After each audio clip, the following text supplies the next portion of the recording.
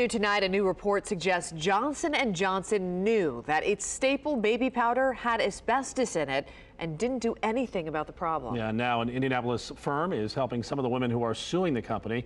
News 8's Eric Feldman joins us now with more on those lawsuits. Eric? Yeah, Mike, we met with an attorney who represents those clients, all of them sick with ovarian cancer. The lawsuits say that it stems from an ingredient in the baby powder called talc. And according to Reuters, Johnson & Johnson did its best to hide the problem from the 1970s into the early 2000s. You can find the Johnson & Johnson baby powder in your local stores, a powder often used to fight babies' diaper rashes and irritations. An explosive investigation from Reuters says for decades it's been a danger to women's health. Unfortunately, they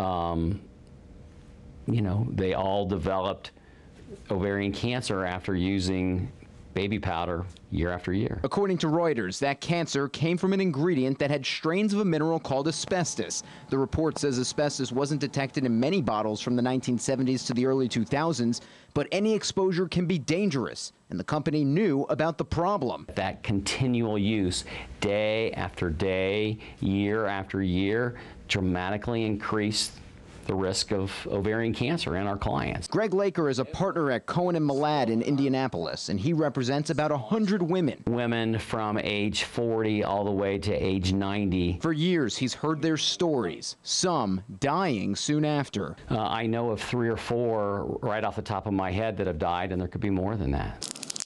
He says even though the Reuters report does not say there's a risk today, he wouldn't buy the baby powder. He says Johnson & Johnson already has another product, similar in purpose, but no talc. Instead, cornstarch. And it contains no asbestos. What's his ultimate hope for his clients? Is that ultimately talc is no longer available to be bought on the shelf of every CVS and Walgreens in town.